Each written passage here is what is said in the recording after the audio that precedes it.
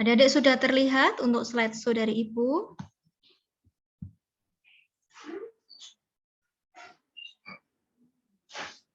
Sudah, Ibu. Alhamdulillah sudah terlihat.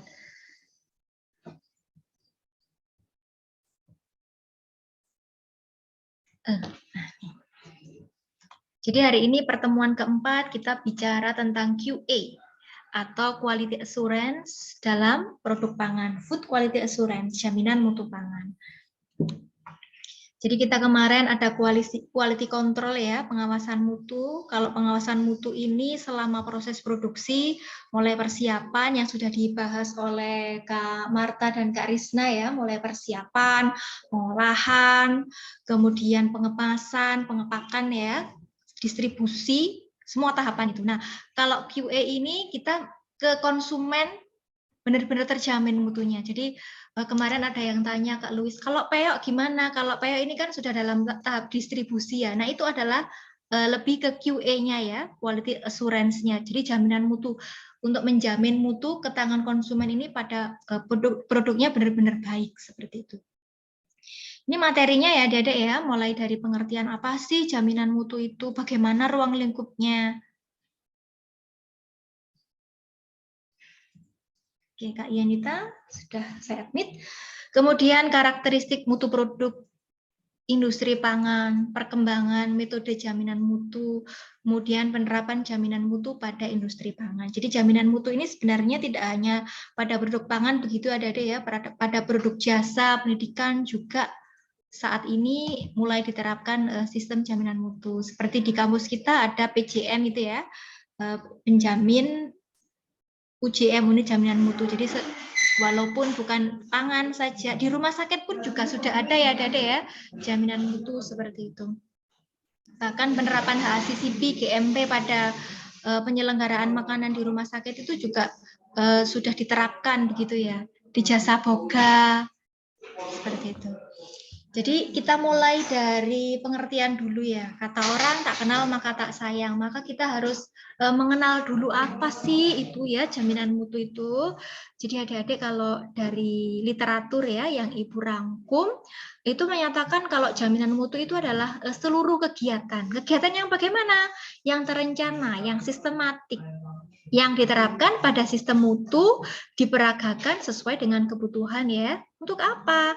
Ini tujuannya adalah untuk memberikan keyakinan secara memadai bahwa memang barang atau jasa kalau sudah sampai di tangan konsumen itu sudah memenuhi persyaratan mutu yang sudah ditetapkan. Kalau kita punya persyaratan mutunya adalah dari SNI ya, Standar Nasional Indonesia, ada ISO.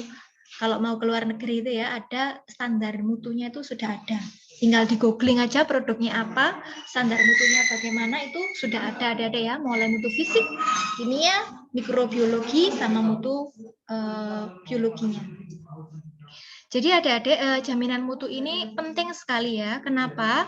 Karena secara internal ini maksudnya di dalam perusahaan itu sendiri ya, itu memberikan keyakinan kepada manajemen. Oh, aku ini sudah buat produk yang baik loh, sudah buat produk yang bermutu loh. Itu dari sisi produsennya ya. Nah, untuk dari sisi konsumennya, eksternal ini ada ya, pelanggan itu benar-benar yakin bahwa produk yang dibeli itu memang sudah sesuai dengan standar, tidak membahayakan jiwa, tidak patogen, gitu ya, sudah memenuhi syarat-syarat mutu. Jadi adik-adik ini bisa dilihat gambar yin dan yang. Kira-kira seperti itulah hubungan antara quality control dan quality assurance. Jadi itu saling melengkapi adik-adik ya. Tidak bisa berdiri sendiri-sendiri. Seperti laki-laki dan perempuan itu kan saling melengkapi ya. Jadi ini quality control itu lebih menekankan kepada sistemnya, prosesnya, metodenya, peralatannya ya. Ini ya, sistem, proses, metode, tool gitu kan ya. Mulai selama proses produksi yang sudah dijelaskan oleh teman-teman tadi, mulai dari persiapan, pengolahan, pengemasan sampai distribusi, lebih ke situnya ya. Nah, Kalau quality assurance ini lebih ke memberikan kepercayaan, memberikan jaminan kepada konsumennya itu apa saja yang dijaminkan. Yang pertama kualitas produknya memang betul-betul sesuai dengan standar, efisiensi, servisnya memuaskan, dan reliability. Jadi mutu hari ini sama dengan mutu hari esok, sama dengan mutu yang kemarin. Misalnya ini adik-adik kalau beli Indomie kan rasanya hari ini 1 bulan kemarin, 1 bulan yang akan datang sama. Karena itu mutunya adalah reliabilitasnya terjaga, mutunya itu sama, serupa, nggak berkurang, nggak berlebih gitu kan ya. Seperti itu adik-adik ya, itu adalah pengertiannya. Jadi suatu sistem terencana, sistematis untuk memberikan jaminan, kepuasan, reliability kepada konsumen. Juga dari sisi produsen pun yakin, oh aku ini sudah buat produk yang baik loh, selama proses produksi sudah aku awasi dengan pengendalian mutu, quality control yang memadai, mulai dari tahapan baku, pembantu sampai jadi produk akhir. Sekarang kita belajar ruang lingkup ya adik-adik ya, sudah siap ya? Adik-adik bisa mendengar suara Ibu? Bisa Ibu. Kalau ada pertanyaan boleh ya, sambil begini kita sambil berdiskusi. Ini ruang lingkupnya adik-adik ya. Jadi yang pertama itu adalah sikap pencegahan terhadap kesalahan. Jangan sampai ada cacat produk atau kesalahan proses produksi. Yang kedua, bertindak sedini mungkin untuk mencegah sesuatu itu ya. Jadi setiap orang di dalam ataupun di luar produksi itu berdasarkan aspek ini ya, tangible, dirasakan, dapat diukur, keandalan, reliability, responsif, tanggap, asuransi, aman, dan percaya diri. Yang terakhir adalah empati atau keramah tamahan. Jadi ini sikap-sikap ini harus dimiliki oleh karyawan ya, oleh orang yang ada di dalam produksi maupun di luar produksi. Yang di dalam produksi itu ya di pabrik pengolahan, yang di luar itu yang bagaimana ya, yang distribusi, kemudian apa ya, bagian orang gudang, kemudian bagian sales penjualan. Nah itu semuanya harus memiliki sifat-sifat seperti ini ya. Misalnya mutunya ini dapat diukur, dapat dirasakan. Misalnya kan nutrition fact itu ada ya, kan ukuran-ukurannya jelas. Misalnya protein 10%, ya hari ini, besok, minggu depan itu sama 10%. Alat ukurnya harus dapat diandalkan ya, reliability-nya. Kemudian pekerjanya memiliki rasa sikap yang tanggap, mampu bisa memberikan rasa aman, percaya diri, dan ramah gitu ya ketika dia menjual produknya. Nah, ini karakteristik mutu ya adik-adik ya. Jadi mutu yang sudah Ibu jelaskan berkali-kali ke adik-adik itu, karakteristik fungsionalnya itu ada mutu fisik, mutu kimia, sama mutu mikrobiologi. Kalau berdasarkan kemudahan atau kepraktisan bagi konsumen itu ada 2, yaitu pengukuran secara psikologi, karakteristik sensori, yang kemudian karakteristik keamanan pangan itu ada ya, bebas patogen. Jadi nanti pasti diukur berapa jumlah mikrobanya harus 0, misalnya gitu ya, TPC-nya atau kapangnya harus 0 atau bagaimana begitu ya. Untuk keamanan pangan ini mengujinya dengan uji mikrobiologi. Nah, ini sudah adik-adik pelajari dan adik-adik pasti sudah sangat expert sekali ya dalam bidang karakteristik sensori organoleptik ini. Jadi ada uji hedonik itu ya, mengukur aroma, tekstur, rasanya bagaimana, disukai atau tidak gitu ya. Itu kalau karakteristik kepraktisan ya. Kalau karakteristik fungsional ini mutu fisik. Mutu fisik itu apa? Ini mutu morfologi, bisa diukur dengan yang Ibu sebutkan tadi, alat indera, bisa dengan alat ukur. Misalnya sifat termal itu ada alat ukurnya. Kemudian sifat reologi ini juga ada. Sifat spektral juga bisa diukur dengan alat ukur ya.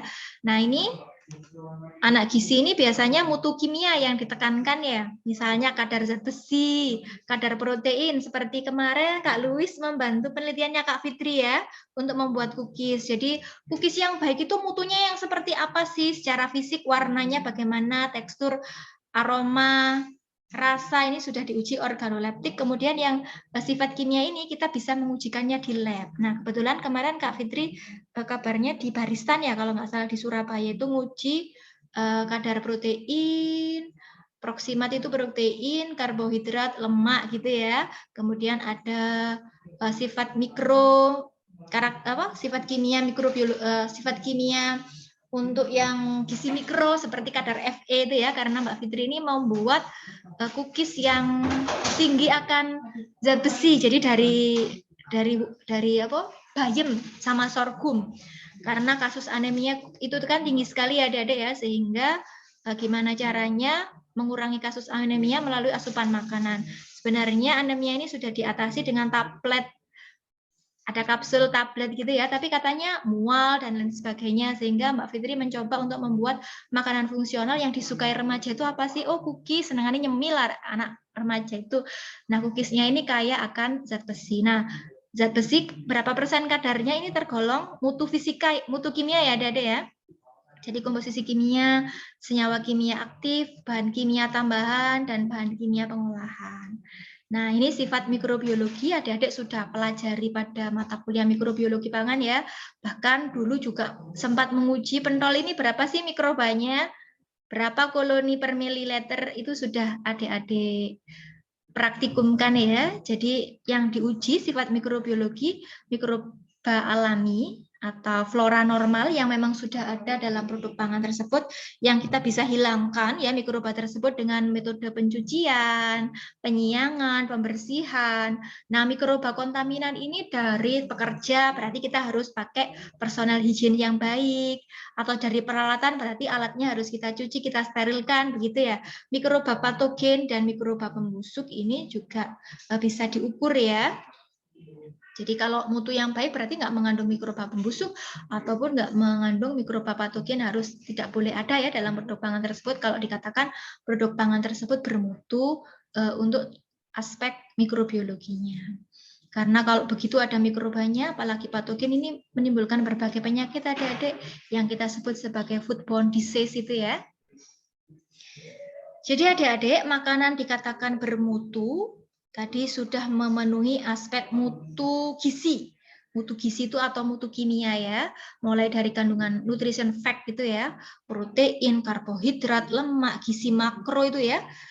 Gizi makro kan karbohidrat, protein, lemak. Kalau gizi mikro, vitaminnya berapa persen? Vitaminnya juga banyak ya, vitamin A, B1, B2, B5. Kemudian ada vitamin C, vitamin D, vitamin E, vitamin K, gitu kan ya, gizi mikro. Untuk mineral mikro, dan ada mineral makro, zat besi, kalsium, fosfor, natrium biasanya ada ya, yang banyak sekali dalam produk pangan olahan itu ditambahkan natrium. Nah, ini hati-hati kalau untuk penderita hipertensi ya, adik-adik ya, kalau konsumsi natrium berlebih ini bisa meningkatkan tekanan darah seperti itu. Kalau tekanan darahnya tinggi, lama-lama mungkin banyak penyakit yang timbul ya, seperti stroke seperti itu. Kemudian untuk mutu fisik, warna, aroma, tekstur ini bisa kita ukur dengan mutu organoleptik ya. Jadi mutu fisik ini bisa diukurnya dengan alat ukur yang kayak tadi ada termometer, kemudian bisa juga pakai yang mutu organoleptik. Nah, mutu mikrobiologi ini penting sekali ya untuk diukur ya. Ini untuk memberikan jaminan bahwa memang produk ini tidak mengandung mikroba apapun, aman dikonsumsi, tidak ada patogen, tidak ada toksin apapun gitu ya. Oke, tadi sudah bicara mutu. Sekarang kita bicara bagaimana sih perkembangan metode QA atau jaminan mutu. Jadi adik-adik, tujuan dari jaminan mutu itu adalah untuk mencegah terulangnya kesalahan cacat produk ataupun produk yang tidak sesuai dengan spesifikasi standar yang diterapkan. Caranya bagaimana kalau mau mencegah? Kita cari dulu penyebabnya apa. Kalau sudah ketemu, baru kita hilangkan apa sih yang menyebabkan itu tadi. Jadi adik-adik, jaminan mutu itu lebih berorientasi terhadap pengawasan ya.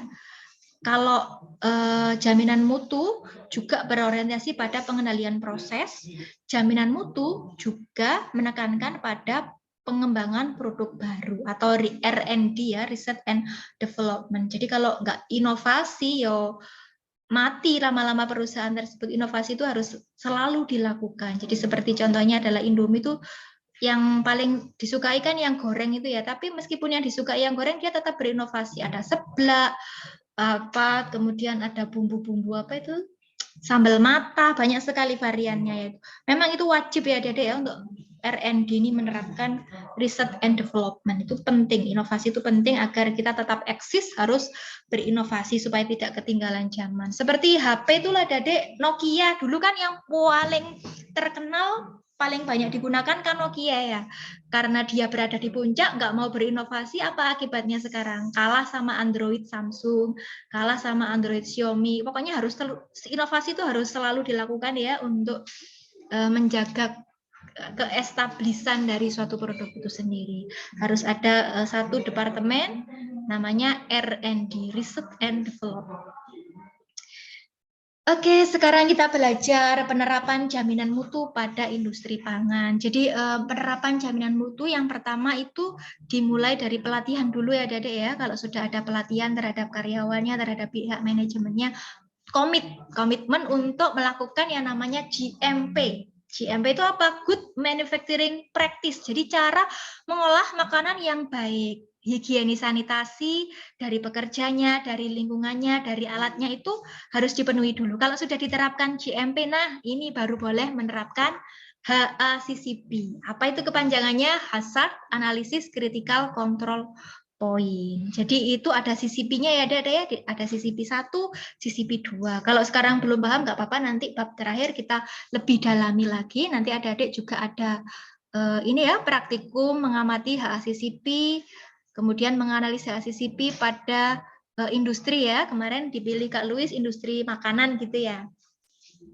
Jadi adik-adik kenapa HACCP ini penting sekali? Karena itu tadi mencegah itu lebih baik daripada mengobati.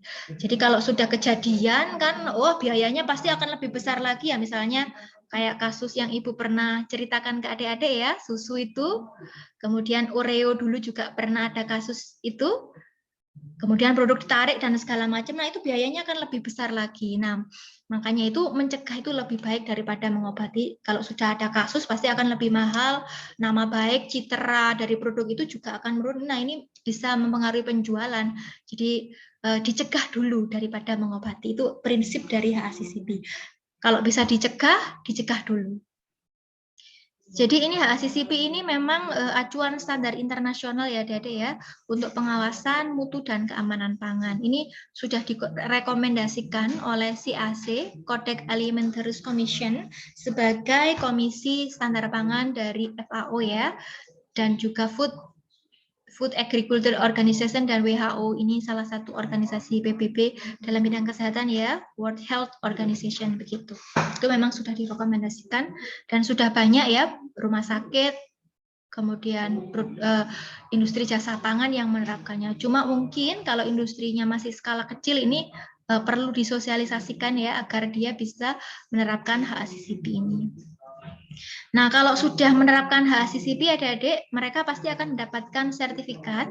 Sertifikat ini sebagai alat bukti bahwa memang manajemen mutu itu sudah diterapkan dan jaminannya diterima, sehingga produk itu pasarnya lebih luas lagi. Nggak hanya lokal secara domestik di Indonesia saja, regional, nasional, maupun juga internasional. Kan tujuannya pasarnya makin luas, pembeliannya makin banyak. Nah, ini laba perusahaan pasti akan meningkat ya.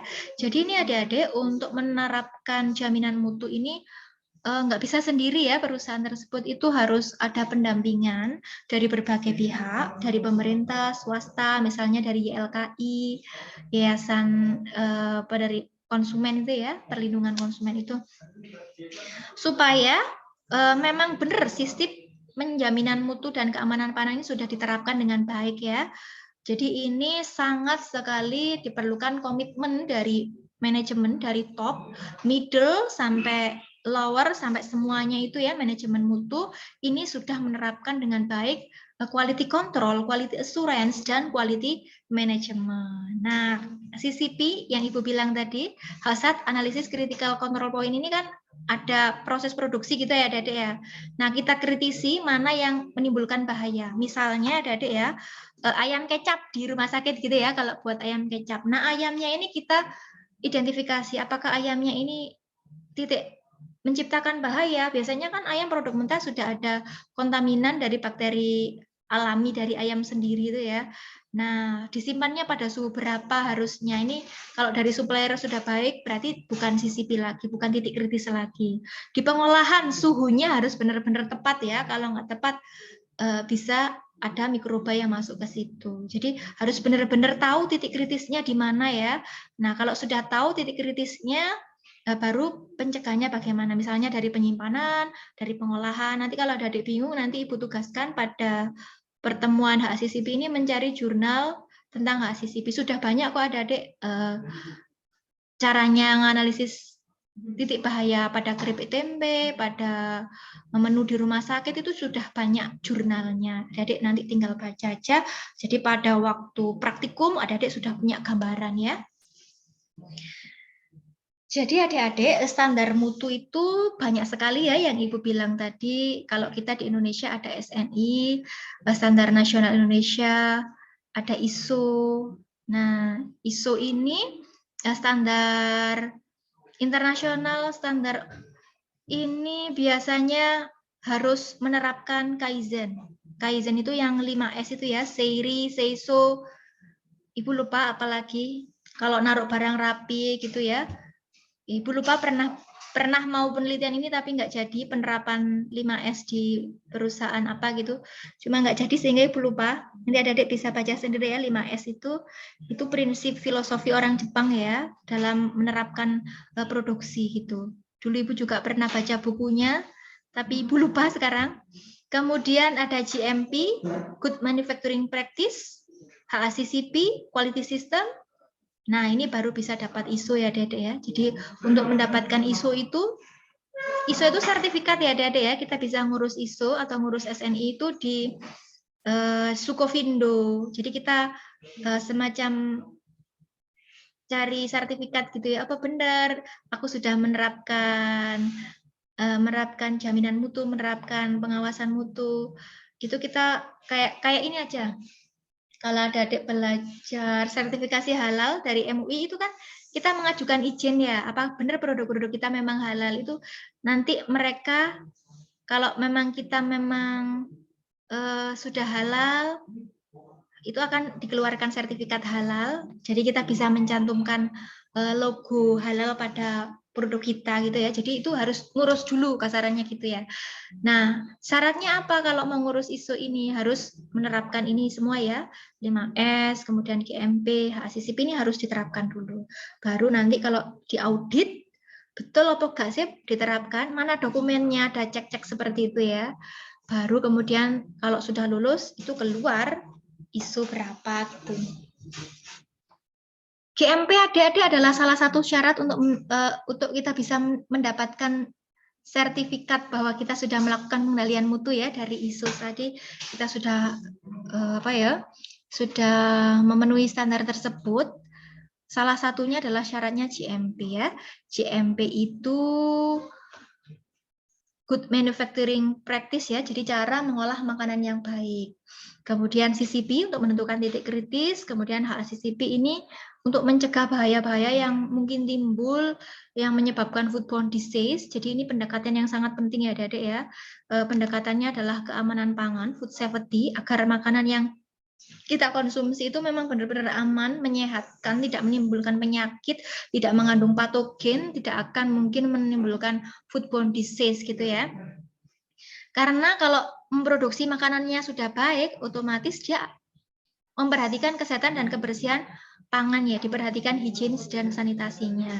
Kemudian adik-adik kalau ada CCP, GMP, HACCP ini, kecurangan-kecurangan ini akan bisa hilang ya, nggak mungkin curang kalau sudah diterapkan semua GMP, CCP ini nggak akan curang karena GMP ini mengolah makanan yang baik, otomatis bahan bakunya harus diperiksa sesuai spesifikasi, harus baik ya, yang baik-baik gitu. Jadi GMP maupun CCP, HACCP ini adik-adik untuk menghilangkan, meminimalkan bahaya biologi, bahaya kimia, bahaya fisik. Jadi memang ini aman, bebas bahaya ya, bebas patogen. Baik itu pencemaran fisik itu misalnya kayak dari rambut, kemudian gelas. Kan biasanya dulu itu ada loh adik-adik kalau beli kue, beli ciki, makanan ringan itu ada cincinnya.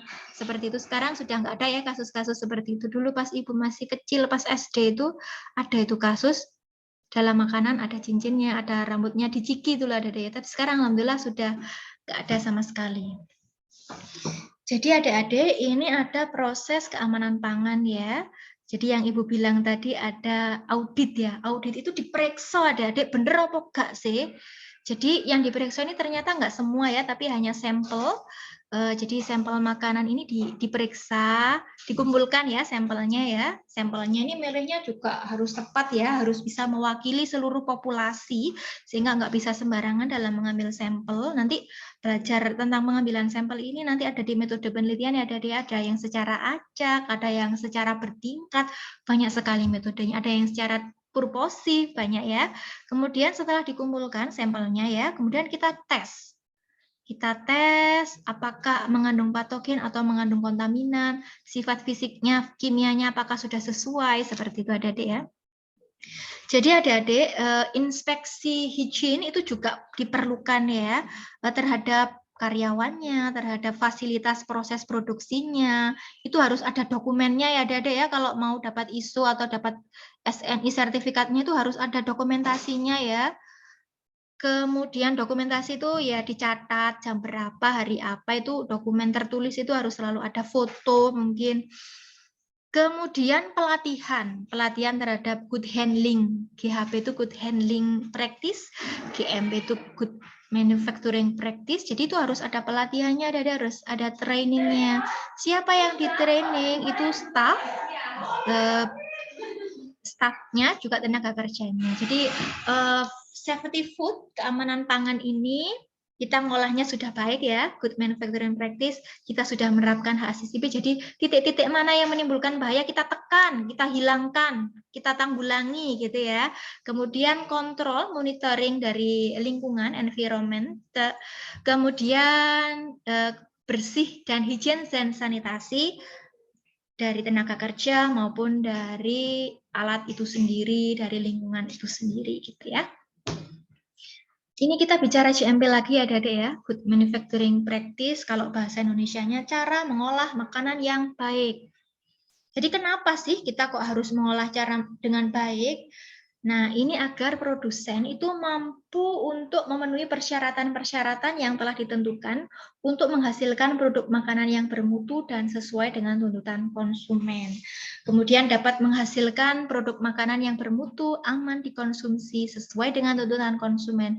Bukan hanya konsumen lokal loh ya, tapi juga konsumen global secara internasional. Nggak hanya jago kandang, tapi juga go internasional begitu. Ini ada ya untuk ruang lingkup pengawasan mutu, mulai dari kebijakan dulu, buat aturan-aturan standarnya.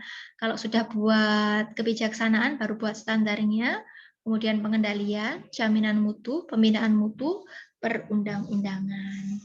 Ini ya upaya untuk mencegah kesalahan produk sedini mungkin. Ini tadi sudah Ibu jelaskan di awal ya. Nah, ini keterkaitan pengawasan mutu. Jadi pengawasan mutu itu perlu didukung oleh kebijakan dari pemerintah, motivasi ekonomi, kebutuhan masyarakat. Ini makanya ada food control, perundang-undangan pangan. Kalau untuk yang luar negeri ada Codex Alimentarius Commission, CAC.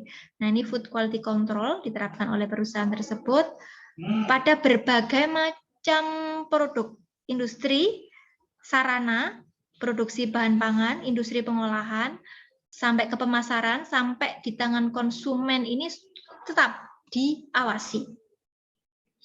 Manajemen mutu di bagian quality control. Jadi quality control ini merupakan bagian yang bertugas untuk menjamin mutu. Dari segi apa? Produk dan proses.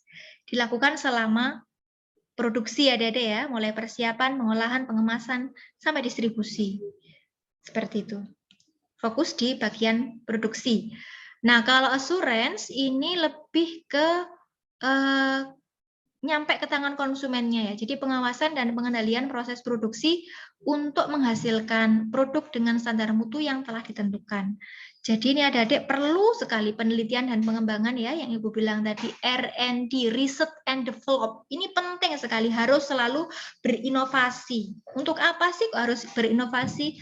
Agar kepuasan konsumen ini meningkat ya. Kemudian bagian produksi. Apa tugasnya? Mengawasi produksi, harus memperhatikan SDM yang tersedia, volume produksi yang dijalankan, mutu bahan baku, mutu proses pasteurisasi dan packaging, kepala bagian dan asisten kepala bagian, serta bagian administrasi QC yang bertugas mengawasi kinerja staf QC yang bertugas. Ada evaluasi dalam hal memperbaiki atau mempertahankan prestasi yang tercapai. Jadi pengawasan mutu ini dilakukan oleh bagian R&D juga oleh bagian QC ya, saling bekerja sama begitu. Pengembangan produk baru sebagai upaya menjaga kualitas produk untuk menjaga kepercayaan konsumen terhadap mutu dan kualitas perusahaan. Jadi kalau tadi kita belajar QA, QC, sekarang kita belajar TQM. Apa itu TQM? Total Quality Management. Apa itu Kak Hani TQM? Bisa dijelaskan kepada kami semuanya Kak Hani? TQM merupakan suatu pendekatan dalam menjalankan usaha yang mencoba untuk memaksimalkan daya saing organisasi atau perusahaan melalui perbaikan terus-menerus atau atas produk, jasa, manusia, proses, dan lingkungannya. Ciptono dan Diana 1995. Kalau menurut Hubis, Kak Irvi, apa itu TQM? TQM yang baik dan berkualitas berorientasi pada standar jaminan mutu dalam kurung keunggulan kompetitif. Oke, Kak Louis, kenapa kita harus melakukan pendekatan TQM? Kenapa? Apa tujuan dari melakukan pendekatan TQM, Total Quality Management, Kak Louis?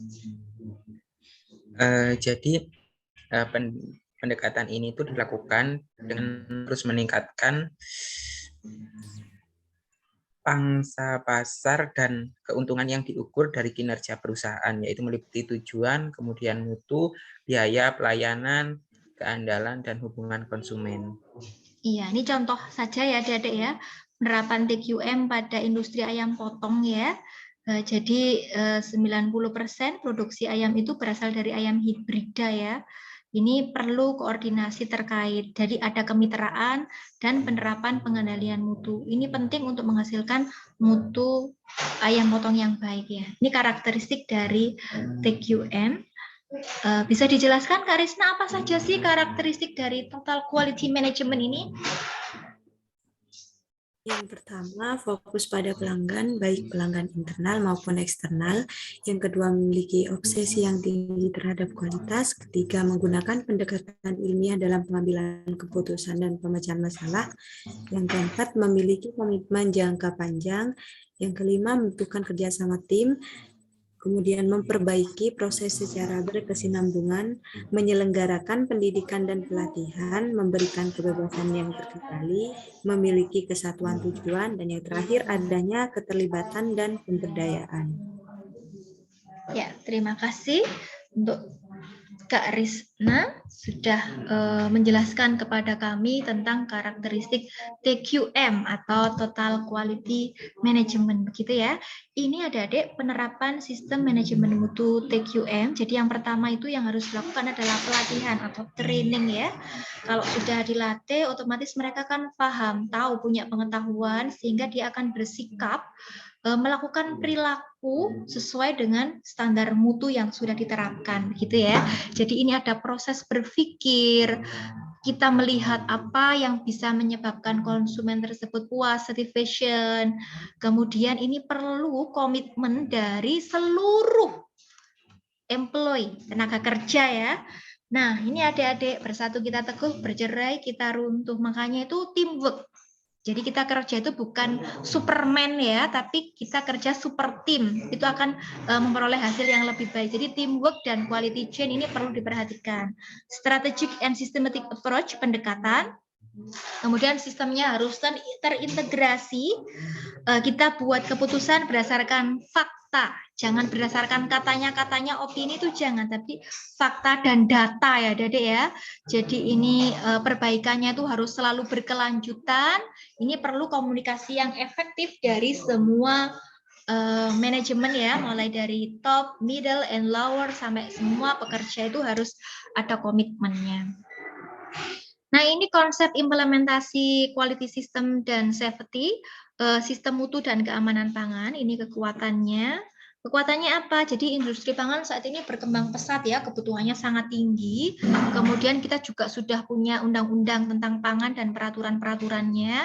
Kemudian juga sudah ada sistem manajemen mutu dan keamanan pangan, mulai dari GMP tadi ya, GAP ini Good Agricultural Practice, Good Food Practice, Good Handling Practice, Good Manufacturing Practice, itu sudah punya ya, yang seperti itu sudah ada aturannya, kita tinggal baca, diterapkan ya. Kelemahannya apa? Jadi ini skalanya produksi pangan itu masih UKM. Nah, kalau UKM itu biasanya belum menerapkan itu, biasanya industri besar yang sudah menerapkannya. Kalau UKM belum memadai ya untuk SDM-nya, juga kelembagaan koordinasi belum terpadu, penguasaan iptek juga masih lemah ya untuk kaum UKM, kemudian keterbatasan sumber dana, kemudian kepedulian produsen dan konsumen masih rendah, keterbatasan infrastruktur. Biasanya kalau di UKM kan nggak ada lab, seperti itu ya. Nah, peluangnya apa? Pasarnya makin besar ya, karena ada globalisasi pasar agroindustri. Ancamannya apa? Persaingan internasional semakin ketat. Itu. Nah, ini bisa Adik baca sendiri ya. Jadi ini tugas untuk mengimplementasikan sistem mutu dan keamanan pangan itu kan nggak bisa sendirian ya, harus ada teamwork ya. Jadi ini tugasnya pemerintah, tugasnya industri, tugasnya konsumen. Ini harus bagi tugas untuk mencapai tujuan. Nah, sekarang Kak Yuni bisa dijelaskan apa tugas pemerintah, Kak Yuni?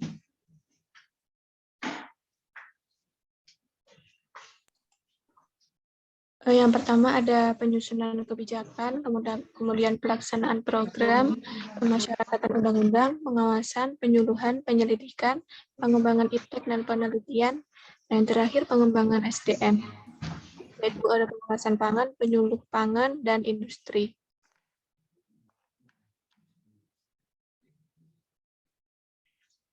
Kak Yenita, tugas pelaku produsen industri, apa tugasnya Kak Yenita? Tugasnya yaitu penerapan sistem jaminan mutu dan keamanan pangan seperti GAP atau GFP, GHP, GMP, GDP, GR, HACCP, ISO 9000, ISO 14000, dan lain-lain. Kemudian pengawasan mutu dan keamanan produk. Yang ketiga, penerapan teknologi yang tepat seperti aman, ramah lingkungan, dan lain-lain. Yang keempat, sumber daya manusia dari manajer, supervisor, pekerja, pengelola. Oke, terima kasih. Kak Alia, tugas konsumen apa Kak Alia? Baik, untuk tugas konsumen SDM terdiri dari pelatihan, penyuluhan, dan informasi kepada konsumen tentang keamanan pangan. Yang kedua, praktek penanganan dan pengelolaan yang baik atau CCTV. Yang terakhir, partisipasi dan kepedulian masyarakat tentang mutu dan keamanan. Ya, terima kasih. Nah, ini bagaimana caranya kita mempertahankan kualitas mutu produk pangan. Yang pertama, adik-adik, Ibu selalu bilang, tekankan tadi adalah dokumentasi sistem mutu ya. Karena kalau nggak ada dokumentasi ini kita nggak akan